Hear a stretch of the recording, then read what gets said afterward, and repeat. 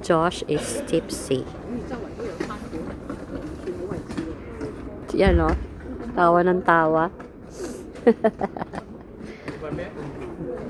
Dami na inom na wine eh. Authentic ano yun, Italian wine. Ako hindi ko nagustuhan. Isang sip lang eh. Iki, yaki for me. Okay, ano yung apartment, no? Oh, yan, no? Yung mga doorbell nila, oh. Oh, yeah. Oh, yan ang mga pangalan nila. Naka-engrave na dyan. Hindi naman engrave. Engrave agad. Ang galing, ang gara. Hindi naman sa movies ko lang yung nakikita. And then, here we are, live. Trattoria. What is the meaning of trattoria? Huh? Restaurant?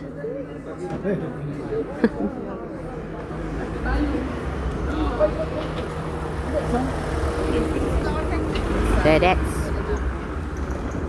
Ganda ng view.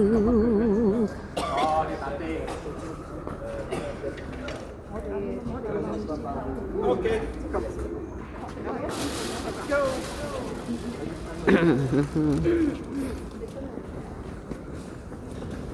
Ayan ang kanyang taxi. Ay.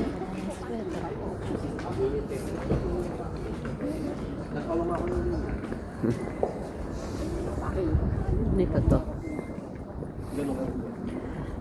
Pagkagaling sa fine dining restaurant, eating authentic Italian food.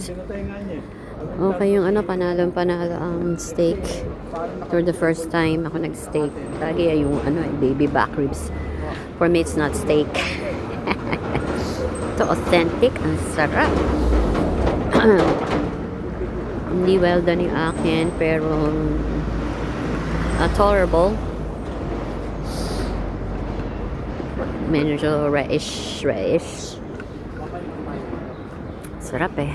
Sarap ng timpla. Juicy. Tapos medyo salty. Parang tapa.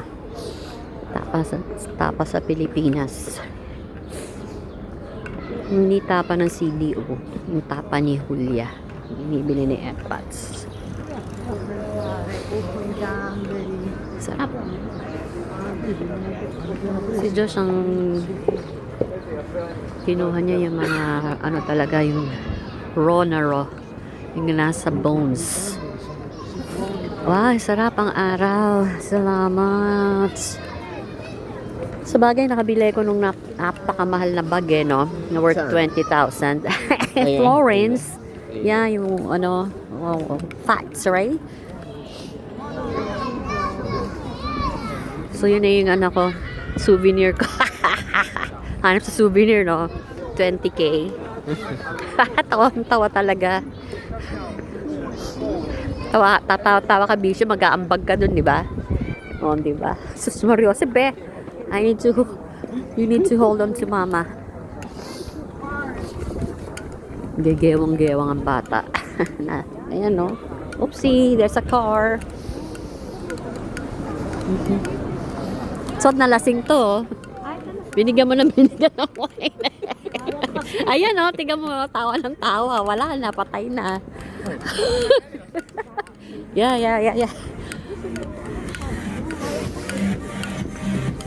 Wala ka. Hindi ka nagmahal sa tatay mo. Kayang-kaya kahit ano. Bakit blue ito? Sino? Oo, kaya nga eh. Pero lang siya lagi, dalawang bottles lang ang nun eh. Kunwari lang yung eh. Bilis-bilis Hindi na nakapunta sa market Bagay, wala na mga bibili dyan. Kaya nga eh, nahawakan ko eh.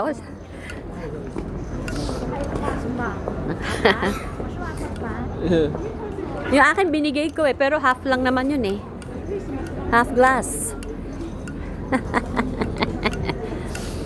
So para parang lasing lagi tawa.